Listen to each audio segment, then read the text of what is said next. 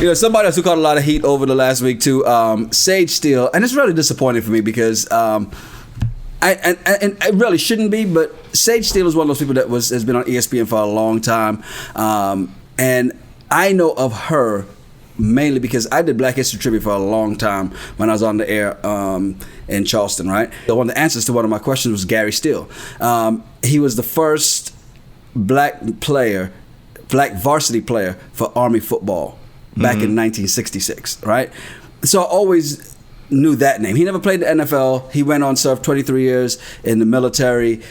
Sage Steele's his daughter. She's made some interesting comments on Jay Cutler's podcast. Jay Cutler, who used to be a quarterback for the Broncos, for the Bears, even came out of retirement, I think, for one season with the Dolphins or part of a season, something like that. But he's got a podcast, Uncut, and she went on and said a lot of stuff, including some stuff about the president. They were wondering, they're like, why is it so important to you to say that you're biracial? I'm like, because my mom's white, she's Irish Italian, and my dad's black. And I'm like, why not? Like, I actually feel like I have the best of both worlds.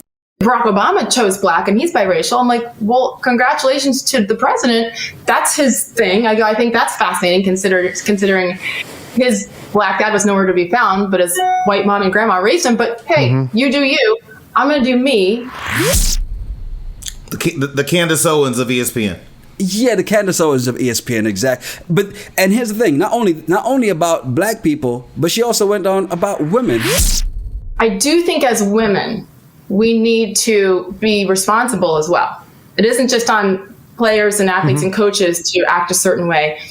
I mean, I've had talks with young women who would come in and they'd intern with me, with our channel, or just other women who reach out to me now. And I've said to a couple of them, they're like, well, would you look at my tape? Would you do this? And I've said, listen, I would love to, but the way that you present yourself is not something I want to be associated with. Yeah. So when you dress like that, I'm not saying you deserve the gross comments, but you know what you're doing when you're putting that outfit on too. Yeah. You are in a position and in roles that there are not a lot of black people in. And when you see somebody black in that role, or somebody of color, or aspiring to be somewhere along your lines, do you go, well, you got them sagging pants, so I can't help you? Or do you try to tell them, yo, you got a belt, use it? I 100% agree with you, because I've had that happen. I've had people in companies that I've worked for that weren't used to seeing someone of color in the role that I was in. And I just connect with people. I walk into the store, the restaurant, whatever company I was with. And a lot of times they'd ask me, hey, how do I get your job?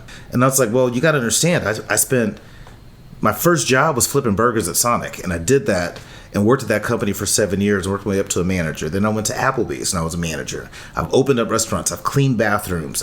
I've cleaned up, drunk people throwing up on the bar. Like, I've done all these gross things. I just didn't elevate. And it took me years to get to that point. It wasn't like I was a cook and then all of a sudden I'm in HR. I was in operations for 14 years before I got to this point. Yeah. But the whole message to them is to say that you got to work towards it. I had a goal, I want to get to this level. And I focused on it, and I had people in my corner that saw me doing it. And so I want them to know that, hey, it's possible for you. It's not going to happen tomorrow, but if you have a goal and you work towards it. I always gave people that feedback.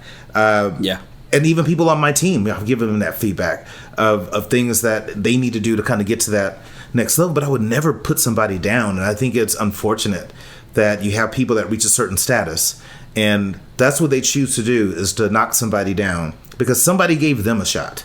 And I wouldn't be where I'm at if there weren't certain people of all races, but majority of them were white men.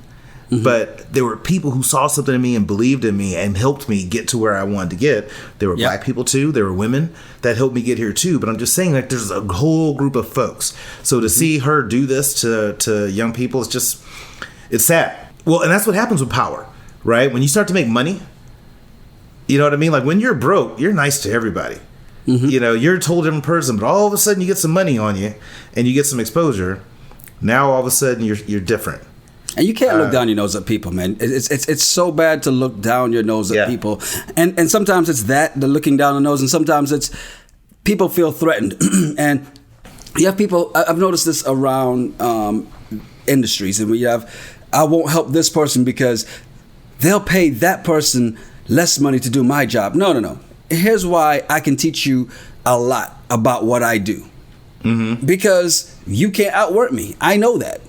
And you're not going to be able to do what I do better than me. I already know that, right? But that's the mentality you have to have, and not be afraid to teach people, because you've got to teach people to grow.